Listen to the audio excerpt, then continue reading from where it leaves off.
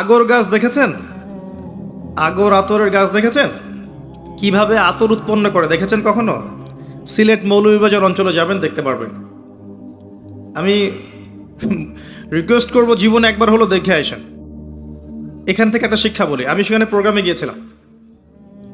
সেখানকার জায়গাটা আপনারা জানেন বরকতময়, কারণ সেখানে শাহজালাল রাহিমাহুল্লাহ ওখানে কবর আছে। যদিও মানুষ তার কবরকে কেন্দ্র করে অনেক আজে বাজে কাজ করছে, যেটা ইসলাম সমর্থন করে না, কিন্তু হিস্ট্রিটা ঘাটলে আপনি দেখবেন সেখানে গৌর গোবিন্দ নামে একজন বাদশা ছিল, বাদশা না, রাজা ছিল। গৌর গোবিন্দ নামে একজন রাজা ছিল। এ ছিল জালেম, প্রচণ্ড জালেম। জুলুমের এমন কোনো সেক্টর নাই যে সেটা করতো না। এমনকি মুসলিম অমুসলিম সবার উপর সে জুলুম করত। কয়েক দফায় তৎকালীন আমাদের সাবকন্টিনেন্টের যে মুসলিম শাসকরা ছিলেন তারা সৈন্য পাঠিয়েছিলেন, কিন্তু কয়েক দফায় সৈন্যরা সেখান থেকে ব্যর্থ হয়ে ফিরে আসে। এরা অন্যতম একটা কারণ ছিল রাজা গৌর গোবিন্দ জাদু জানতো, জাদুবিদ্যায় খুব পারদর্শী ছিল, জাদুবিদ্যায় খুবই পারদর্শী ছিল সে। তো এক পর্যায়ে এই শাহজালাল রাহিমাহুল্লাহ তিনি তার 360 জন অনুসারীকে নিয়ে এই জায়গাটা আক্রমণ করেন। সুরমা নদীর তীরে তারা ক্যাম্প স্থাপন করেন, সেখান থেকে নদী পার হয়ে এই জায়গায় আক্রমণ করে। হিস্ট্রির বইগুলোতে আছে, সত্য মিথ্যা আল্লাহ জানেন। তিনি বলেছিলেন যে আমার এই 360 জনের মধ্যে কে এমন আছো যে একদিনও ফজরের নামাজ কাজা করনি, সে এখানে দাঁড়িয়ে আজান দিবে। তো একজন তার মুরিদ আর কি, অনুসারী, সে দাঁড়িয়ে আজান দিয়েছিল। হিস্ট্রির বইগুলোতে লিখা আছে, আমি সত্য মিথ্যার যাচাই করতে পারবো না, আল্লাহ ভালো জানেন, যে ওই আজানের ধ্বনি আল্লাহু আকবার আল্লাহু আকবার, এই ধ্বনি যখন উচ্চারিত হয়েছে রাজা গৌর গোবিন্দর প্রাসাদ চুরমার হয়ে গেছে, ভেঙে গেছে। প্রাসাদের যে পিলার এটা ফাটল ধরা শুরু হয়ে গেছে। আল্লাহর কুদরতে সবই সম্ভব, সবই সম্ভব। তো ওই জায়গায় দেখেন মুসলিমদের নাম নিশান ছিল না। এখন সেখানে গিয়ে দেখবেন অসংখ্য মুসলিম, এবং তারা মাশাআল্লাহ বেশিরভাগই নামাজি, দিনের মহব্বত আছে, দিনের পিছনে মেহনত করে। দেখবেন জায়গাটার আবহাওয়া অত্যন্ত সুন্দর, এবং সেখানে আগর উৎপন্ন হচ্ছে, আতর উৎপন্ন হচ্ছে, গ্যাস আছে, গ্যাসের পর তেল আসবে ইনশাল্লাহ, চা আছে, মানুষের রিজিকের প্রশস্ততা আছে। জায়গাটা বরকতময়, একটু আধ্যাত্মিক ফ্লেভার আছে, গিয়ে দেখবেন। তো একটা এক্সপিরিয়েন্স বলছি, যে একটা গাছটার নাম আগর। তো এখান থেকে আতর উৎপন্ন করা হয়। এই গাছটা এরকম পাতলা হয়, বাঁশের মতোই, কোনো কোনো একটু মোটা হয়, কিন্তু বেশিরভাগই পাতলা হয়। এই গাছের মধ্যে অনেকগুলো পেরেক মারতে হয়। গাছটার মধ্যে অনেকগুলো পেরেক, বোঝেন কি? তার কাটা, হাজার হাজার তার কাটা গাছে মারতে হয়। এভাবে 2-3 বছর মনে হয় রেখে দিতে হয়। গাছটার প্রাণ আছে না, গাছের জীবন আছে না, গাছটা তার গায়ে এরকম হাজার হাজার তার কাটার আঘাত সহ্য করে 3 বছর থাকে। থাকার পরে ওর মধ্যে পচন ধরে। পচন ধরার পরে তারা গাছটা কেটে ফেলে।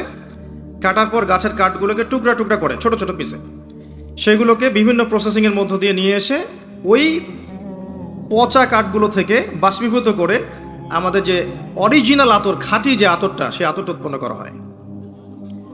এখানে আপনাকে বলি, ওই যে সাগরের এক্সাম্পল থেকে এখানে আসলাম। সাগর যেমন আপনার পা ধুয়ে দিচ্ছে, এই গাছটার দিকে তাকিয়ে দেখেন নিজের গায়ে অজস্র কাটার আঘাত সহ্য করে আপনাকে সুগন্ধি দিচ্ছে। আমি কি বুঝাতে পারছি? আরো আসেন, আফালা ইয়ানজুরুনা ইলাল ইবিলি কাইফা খুলিকাত, তারা কি উটের দিকে তাকিয়ে দেখেন না কিভাবে তাকে সৃষ্টি করা হয়েছে? কোন সূরা আছে ভাই? বলেন, আপনারা বলেন। আল কোরআনের আলো ঘরে ঘরে জ্বলবে ইনশাআল্লাহ, অটোমেটিক জ্বলবে ইনশাআল্লাহ। আল্লাহ বলছেন তারা কি উটের দিকে তাকিয়ে দেখে না কিভাবে তাকে সৃষ্টি করা হয়েছে? মরুভূমির জাহাজ নিজে পানি না খেয়ে আপনাকে মাইলের পর মাইল সফর করাবে, নিজে পানি না খেয়ে। কথা বুঝতে পারছেন? ওয়াইলা সামাই কাইফা রুফিআত, আকাশের দিকে তাকিয়ে দেখে না যে আকাশ কিভাবে ছাদ হয়ে আছে, বিগাইরি ইমাদ, কোনো স্তম্ভ ছাড়াই। অন্য সূরা আছে এটা। এই আকাশ জমিনটাকে বুকে জড়িয়ে রেখেছে, খেয়াল করে দেখেন। এবং জমিনবাসীর উপরে মহাকাশ থেকে কোনো বিপদ আপদ আসতে দেয় না। আল্লাহ এমনভাবে সৃষ্টি করেছেন আকাশটাকে। যারা সায়েন্সে পড়েছেন তারা জানেন যে ওজোন স্তর আছে না, এর যে ক্ষতিকর প্রভাবগুলো এখান থেকে রক্ষা করে না আমাদেরকে, আল্লাহ এমনভাবে সৃষ্টি করেছেন। ওয়াইলাল জিবালি কাইফা নুসিবাত, পাহাড়ের দিকে তাকিয়ে দেখো কিভাবে পাহাড়টাকে একেবারে পেরেকের মতো গেঁথে দেওয়া হয়েছে দৃঢ়ভাবে। আপনি পাহাড়ে যতই ঢিল ছোড়েন না কেন, ঢিল ভেঙে টুকরা টুকরা হয়ে যাবে, পাহাড় তার জায়গা থেকে নড়বে না। এটা হওয়া উচিত একজন মুমিনের বৈশিষ্ট্য। যতই ঘৃণা, লাঞ্ছনা, বাতিলের আক্রমণ, আগ্রাসন, সমালোচনা, গীবত, তমুদ যাই আসুক না কেন, আপনার চরিত্র হচ্ছে পাহাড়ের মতো অটল, আপনি ওই জায়গা থেকে নড়বেন না। এবং ঢিল চূর্ণ বিচূর্ণ হয়ে যাবে, পাহাড়ের কিচ্ছু হবে না। এবং পাহাড় শুধু দৃঢ়ই থাকে না, সে শান্তও থাকে, সে নম্র থাকে, সে ঝগড়াঝাটি করে বেড়ায় না, সে শান্তশিষ্ট থাকে। ওর দিকে ঢিল ছুড়লে ঢিল ভেঙে যাবে, সে শান্ত থাকে। ওয়াইলাল আরদি কাইফা সুতিহাত, জমিনের দিকে তাকিয়ে দেখো জমিনকে কেমন করে প্রশস্ত করা হয়েছে, বিছানার মতো। আমাদের যত কষ্ট আমরা জমিনকে দেই না ভাই, এই যে পানি তোলা থেকে শুরু করে বাড়ি বানানো ইত্যাদি ইত্যাদি যত প্রজেক্ট আছে, মাটির উপর করি না? কোনোদিন টু শব্দ করেছে? করে নাই। আমাদেরকে বুকে আগলায় রেখেছে। এই যে উট, এই আকাশ, এই সাগর, এই বাতাস, এই যে আগর গাছের কথা বললাম, প্রকৃতি, সব কিছুর মধ্যে আমাদের জন্য নিদর্শন আছে, আছে না? এই সব কিছু শুধু আল্লাহর সন্তুষ্টির জন্য, আল্লাহর হুকুমে আমাদের অনুগত হয়ে আছে। আল্লাহ যখন আদেশ করেন তখন তারা কি করে? তখন তারা দেখবেন মানুষের যদি শার বা ক্ষতি হওয়ার কোনো হুকুম আল্লাহ করে দেন, আল্লাহ যদি বলেন যে পাহাড় ধস হয়ে যাবে, পাহাড় ধস হয়ে যাবে। সাগরকে যদি বলেন যে তুমি জলোচ্ছ্বাস দাও, সাগর জলোচ্ছ্বাস দিবে। যদি আকাশকে বলেন বৃষ্টি বন্ধ করে দাও, বৃষ্টি বন্ধ হয়ে যাবে, হবে না? জমিনকে বলেন যে পানি, তোমার নিচের পানি স্তর নিচে নেমে যাক, নিচে নেমে যাবে। আল্লাহ যদি বলেন কুন ফায়াকুন। তো আল্লাহ পাক যখন এদেরকে আদেশ করবেন আমাদের বিপক্ষে যাওয়ার, তখন তারা যাবে। আদারওয়াইজ তারা আমাদের কল্যাণকামী, উপকার করতে থাকবে। নিজের স্বার্থ বিসর্জন দিয়ে হলেও তারা আমাদের স্বার্থটা দেখবে। আল্লাহ এমনভাবে ওদেরকে সৃষ্টি করেছে। খেয়াল করে দেখেন, তারা সবাই কিন্তু অহংকার মুক্ত। আছে অহংকার? আর যে মানুষের জন্য এত কিছু, তার কলিজার মধ্যে দেখেন কত অহংকার। আর অহংকারটা কি? একজন সাহাবী জিজ্ঞেস করেছিলেন, ইয়া রাসূলুল্লাহ সাল্লাল্লাহু আলাইহি ওয়াসাল্লাম, কেউ যদি চায় তার পোশাকটা সুন্দর হোক, জুতা সুন্দর হোক, এটা কি অহংকারের নিদর্শন? নবীজি বলেছেন, না, এটা অহংকারের নিদর্শন নয়। অহংকার হচ্ছে আল্লাহর সত্যকে প্রত্যাখ্যান করা এবং মানুষকে, অন্য মানুষকে তুচ্ছ তাচ্ছিল্য করা। এ হলো অহংকারের ডেফিনেশন। আল্লাহর সত্য কি? এই যে আল কোরআন এবং সুন্নাহ, আল্লাহর হুকুম আহকাম, এগুলোকে সে অস্বীকার করছে, প্রত্যাখ্যান করছে। এটা হচ্ছে অহংকারী নিদর্শন। একটা হচ্ছে অন্য মানুষকে তুচ্ছ তাচ্ছিল্য করছে, নিজে অনেক সুপিরিয়র ভাবছে, অন্যরা হচ্ছে সব তেলা পোকা, ককরোচ এরকম মনে করছে আর কি। এরকম মেন্টালিটি ছিল ইবলিসের। এই কারণে আল্লাহ পাক তাকে অভিশপ্ত করেছেন, চিরস্থায়ী লানত করে দিয়েছেন। তা আদম আলাইহিস সালাম এমন ছিলেন না।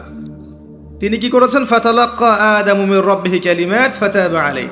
তিনি ভুল করে ফেলেছেন, কিন্তু তারপরে তওবা করে আবার আল্লাহর দিকে ফিরে এসেছেন। তিনি কোন দোয়া পড়েছিলেন ভাই? রব্বানা যালামনা আনফুসানা ওয়া ইল্লাম তাগফির লানা ওয়া তারহামনা লানাকুনান্না মিনাল খাসিরিন। আমিন ইয়া রাব্বাল আলামিন। এবার আসেন যে আল্লাহ রাব্বুল আলামিন এই মহাবিশ্ব, এই প্রকৃতি, মানুষ, আসমান, জমিন, চন্দ্র, সূর্য ইত্যাদি কি খেলার ছলে সৃষ্টি করেছেন ভাই? হাসি তামাশা করে সৃষ্টি করেছেন? নিশ্চয় আল্লাহ পাকের কোন উদ্দেশ্য আছে, আছে না? আছে। আল্লাহ পাক একা ছিলেন, কিচ্ছু ছিল না। কথা ঠিক আছে? হুয়াল আউয়ালু, আল্লাহ পাক প্রথম, তার আগে কিছু ছিল? আচ্ছা। এরপর আল্লাহ পাক সৃষ্টি করলেন কি? কলম। কি সৃষ্টি করলেন? কলমের আগে হচ্ছে আরশ। কলমের আগে আরশ, এবং তার কানা আরশুহু আলাল মা, তার আরশটা ছিল কিসের উপরে? পানির উপরে। আল্লাহ পাক এরপর সৃষ্টি করেছেন কলম। সৃষ্টি করে বলেছেন উকতুব, তুমি লিখো। কলম বলেছে মাযা আকতুব, আমি কি লিখবো? আল্লাহ বলছেন কিয়ামত পর্যন্ত যা যা হবে সব লিখে ফেলো। লাউহে মাহফুজের মধ্যে পুরো হিস্ট্রির শুরু থেকে শেষ পর্যন্ত কি হবে সব লেখা আছে, একদম টু দ্য পয়েন্ট লেখা আছে। আপনি চাইলেও আপনার তাকদীর এর মৌলিক বিষয়গুলো পরিবর্তন করতে পারবেন না। পারবেন? কার হাতে? এটা আল্লাহর হাতে। এখানে একটা কথা বলি, এখনকার এই যে বিজ্ঞান, যুক্তি, দর্শন, এরা কি তাকদীরে বিশ্বাস করে? করে না। আর তাকদীর হচ্ছে ইমানের 6 পিলারের এক পিলার। কেউ যদি তাকদীরে বিশ্বাস না করে সে কি ইমানদার হবে? হবে না। আপনার শিক্ষার মধ্যে কুফরি আছে। শিক্ষা ব্যবস্থা শিখাচ্ছে যে পরীক্ষা নিরীক্ষা, যুক্তি, দর্শন, বিজ্ঞান দিয়ে কিছু প্রমাণ করতে না পারলে সেটা জ্ঞান নয়, তাই না? এটা শিখাচ্ছে না? তো আল্লাহকে আপনি ল্যাবে প্রমাণ করতে পারছেন না, মালায়েকা ফেরেশতাদেরকে আপনি ল্যাবে প্রমাণ করতে পারছেন না, তারপরে আসমানি কিতাবগুলো আগেরগুলো আপনি দেখেননি, চাক্ষুষ দেখেননি, নবী রসুলদেরকেও দেখেননি, তাই না? পরকালের এই যে আপনার কবরের আযাব, ইল্লিন, সিজ্জিন, যে মিজান, যে পুলসিরাত, জান্নাত জাহান্নাম দেখেছেন? এগুলোকে ল্যাবে প্রমাণ করতে পারবেন? এই যে তাকদীর, ভাগ্য, ল্যাবরেটরিতে বসে প্রমাণ করা যাবে? তো তাদের মতে পরীক্ষা নিরীক্ষা পর্যবেক্ষণের মাধ্যমে প্রমাণ না করতে পারলে সেটার গ্রহণযোগ্যতা নেই। আমাদের ইমানের যে মূলনীতি, এগুলো আল্লাহ, কিতাব, আসমানি কিতাব, রসুলগণ, পরকাল, মালায়েকা, এই যে 6টা পিলার তাকদীর, প্রত্যেকটাই কিন্তু গায়েবে বিশ্বাস, অদৃশ্য বিশ্বাস। দেখি নাই আল্লাহকে, বিশ্বাস করি, করি না? আর মালায়েকা দেখি নাই, বিশ্বাস করি না? জিনকে দেখেছেন? বিশ্বাস করেন না? রূহ বা আত্মাকে দেখেছেন? বিশ্বাস করেন না? কবরের আযাব, জান্নাত, জাহান্নাম, মিজান, পুলসিরাত, এগুলো বিশ্বাস করেন না? এগুলো যেগুলো আমরা বিশ্বাস করি সেগুলো সব গায়েব না, অদৃশ্য নয়? আলিফ লাম মিম যালিকাল কিতাব লা রাইবা ফি হুদাল লিল মুত্তাকিন আল্লাযীনা ইউমিনুনা বিল গায়ব। এই যে যারা গায়েবের প্রতি বিশ্বাস করে তারাই তো মুত্তাকি, তাই নয় কি? আর এই বইটা মুত্তাকিদের জন্য। তো মুত্তাকি হতে হলে, ইমানদার হতে হলে আমাকে গায়েবে বিশ্বাস করতে হচ্ছে। আর তারা বলছে গায়েবে বিশ্বাস করলে আপনি মৌলবাদী। কথা বুঝতে পারছেন এবার? যেহেতু এগুলো মৌলিক বিষয়, ফান্ডামেন্টাল বিষয়, যেগুলো আপনি পরীক্ষা নিরীক্ষা, যুক্তি, দর্শন দিয়ে প্রমাণ করতে পারছেন না, তারপরেও বিশ্বাস করছেন, তাহলে আপনি একজন মৌলবাদী তাদের মতে। এই হলো একটা সংজ্ঞা ওদের। আর আমরা বলছি যে আমরা যতক্ষণ পর্যন্ত এই 6টা পিলারে বিশ্বাস করছি না ততক্ষণ মুমিনই হতে পারছি না, মুসলিমও হতে পারছি না। মুত্তাকি, মুহসিন হওয়া তো অনেক দূরের কথা। তাই একজন ফান্ডামেন্টালিস্ট না হলে আমি পরিপূর্ণ মুসলিমই হতে পারবো না। তাই প্রত্যেকটা মুসলিমকে মৌলবাদী হতেই হচ্ছে, তাই নয় কি? তো এই শব্দটা ভালো না খারাপ? ভালো শব্দ, ভালো শব্দ অবশ্যই। কারণ ফান্ডামেন্টাল বিষয়গুলোতে বিশ্বাস না করলে আমি তো মুসলিমই হতে পারবো না। তাদের বিষয়গুলো একটা সমস্যায় ভোগে, সেটা হচ্ছে যে জ্ঞান আল্লাহর পক্ষ থেকে এসেছে এটা তারা বিশ্বাস করতে চায় না। জ্ঞান যে আল্লাহর পক্ষ থেকে এসেছে এটা তারা বিশ্বাস করতে চায় না। আমরা কোরআনে দেখছি আল্লাহ পাক বলছেন ওয়াআল্লামা আদামাল আসমাআ কুল্লাহা। আল্লাহ পাক আদম আলাইহিস সালামকে সমস্ত নাম শিক্ষা দিয়েছেন। আদম আলাইহিস সালাম জানতেন না? জানতেন না। ওয়াআল্লামাল ইনসানা মা লাম ইয়ালাম, মানুষকে সেই জ্ঞান শিক্ষা দিয়েছেন যা মানুষ জানতো না। আদম, তুমি বলে দাও নামগুলো কি, তিনি বলে দিলেন। মালায়েকাদেরকে বললেন বলো নামগুলো কি, তিনি বলতে পারলেন না, তারা বলতে পারলেন না। লা ইলমা লানা ইল্লা মা আল্লামতানা, আমাদের সেই জ্ঞান নাই, যতটুকু আপনি শিখিয়েছেন অতটুকু জানি। তার মানে বুঝতে পারলাম জ্ঞান কার কাছ থেকে আসে? সূরা কাহফ পড়েন 29 নম্বর আয়াতে আল্লাহ পাক বলেছেন ওয়াকুলিল হাক্কু মির রাব্বিকুম, হক সত্য মিথ্যার মানদণ্ড কার পক্ষ থেকে আসে? ফালা তাকুনান্না মিনাল মুমতারিন, সূরা বাকারায় আছে, সন্দেহবাদীদের অন্তর্ভুক্ত হয়ো না। আল হাক্কু মির রাব্বিক। তো আমাদের সংজ্ঞা হচ্ছে জ্ঞান, সত্য মিথ্যার মানদণ্ড, ন্যায় অন্যায়ের মানদণ্ড, ভালো মন্দের মানদণ্ড কার পক্ষ থেকে আসে? আল্লাহর পক্ষ থেকে আসে। এটা অবনত চিত্তে, বিনা যুক্তি, বিনা তর্ক, বিনা বিজ্ঞানে মেনে নেওয়ার নামই হচ্ছে ইসলাম। এখানে যুক্তি, বিজ্ঞান, দর্শন পরের সাবজেক্ট, আগে আত্মসমর্পণ, তার নাম ইসলাম। ইয ক্বালা লাহু রাব্বুহু আসলিম, যখন ইব্রাহিমকে তার রব বলেছিলেন, যখনই বলেছেন আত্মসমর্পণ করো, ক্বালা আসলামতু লিরাব্বিল আলামিন, তিনি সাথে সাথে বলেছেন আমি এই জগৎ সমূহের রবের কাছে আত্মসমর্পণ করলাম। ইব্রাহিম, তোমার সন্তান এবং স্ত্রীকে রেখে আসো ওই মরুভূমিতে। ইব্রাহিম আলাইহিস সালাম বললেন না, কি জন্য রেখে আসবো? এটা তো সাইন্টিফিক না, কোন যুক্তিতে, কোন দর্শনে রেখে আসবো? ওখানে পানি নাই, মানুষ নাই, কি জন্য রেখে আসবো? ওই যে ইবলিস যেমন বলেছিল আমি কেন সেজদা করব, ও তো মাটির, আমি তো আগুনের। ইব্রাহিম এটা বলেছেন? ইয ক্বালা লাহু রাব্বুহু আসলিম, আত্মসমর্পণ করো, বলেছেন আসলামতু, আমি আত্মসমর্পণ করলাম, এর নাম ইসলাম। আমি কি ইসলাম বোঝাতে পারছি ভাই? হ্যাঁ, এরপরে আসেন ইসলামের প্রত্যেকটা বিষয় আপনি এগুলো দিয়ে প্রমাণ করতে পারবেন, কিন্তু সেই জ্ঞান আপনার থাকতে হবে, ওই যুক্তি, ওই বিজ্ঞান, ওই দর্শনের জ্ঞান আপনার থাকতে হবে। কিন্তু ওই সব মানুষকে আল্লাহ পাক সেই জ্ঞান দেননি, সব মানুষকে আল্লাহ পাক সেই জ্ঞান দেননি। প্রত্যেকটা বিষয়, ইসলামের প্রতিটা বিষয়, রূহ, আপনার যে কবরের আযাব, জান্নাত, জাহান্নাম, মিজান, পুলসিরাত, সব কিছুই জ্ঞানের আওতায় আনা সম্ভব, কিন্তু আল্লাহ পাক সেই জ্ঞান মানুষকে দেননি পৃথিবীতে। দিলে তো আর পরীক্ষা থাকতো না। কি জন্য এসেছেন এখানে? পরীক্ষা। মানে সব যদি চোখে দেখেন, আল্লাহকে চোখে দেখছেন, কে না নামাজ পড়বে, তাই না? এমন কেউ আছে নামাজ পড়তো না? এটাই তো পরীক্ষা, আল্লাহকে দেখবেন না তারপরেও আপনাকে নামাজ পড়তে হবে। কবর তো দেখেননি আযাব কেমন হয়, তারপরে ভয় রাখতে হবে, হ্যাঁ কবরের আযাব আছে। মিজান দেখিনি, পুলসিরাত দেখি নাই, পুলসিরাত পার হতে হবে, ভয় রাখতে হবে। দেখলে তো অবশ্যই আমল করতেন। লিনাবলুয়াকুম আইয়ুকুম আহসানু আমালা, এই জন্যই তো সৃষ্টি করেছেন আল্লাহ পাক। তো এটাই হচ্ছে টেস্ট, যেটা ওই পশ্চিমা দর্শন এবং ওদের অনুসারীরা বুঝতে পারে নাই।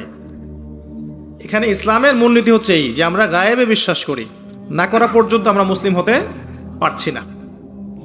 আল্লাহ পাক এবার আদম এবং হাওয়া আলাইহিস সালামকে সৃষ্টি করে জান্নাতে রেখে পরীক্ষা নিয়ে দুনিয়াতে পাঠিয়েছেন। দুনিয়াতে পাঠিয়ে আল্লাহ পাক একটা মূলনীতি দিয়েছেন, এটা ভালো করে বোঝেন। আল্লাহ পাক মূলনীতি দিয়ে পাঠিয়েছেন। সূরা বাকারা আয়াত নাম্বার 38-39, কুল নাহবিতু মিনহা জামিআ, আল্লাহ পাক বলছেন তোমরা এখন পৃথিবীতে নেমে যাও। কে কে নেমে যাবে? আদম, হাওয়া আলাইহিম আসসালাম, ইবলিস, তোমরা নেমে যাও। ফাইম্মা ইয়াতিয়ান্নাকুম মিন্নি হুদান, তোমাদের কাছে আমার পক্ষ থেকে হেদায়েত আসবে, মানে প্রত্যেক যুগে যুগে আমার পক্ষ থেকে হেদায়েত, মানে আসমানি কিতাব, নবী রাসূলগণ আসবে। ফামান তাবিআ হুদায়া, যারা আমার হেদায়েতকে মেনে চলবে, ফালা খাউফুন আলাইহিম ওয়ালা হুম ইয়াহজানুন, তাদের কোনো ভয় নাই, কোনো দুশ্চিন্তাও নাই। এই দুনিয়ার জীবনে হায়াত দেওয়া হবে 100, 200, 300, 500, 1000 বছর। আগে তো ছিল 1000 বছর, এখন না হয় আমাদের 100-র কম গড়াইও আর কি।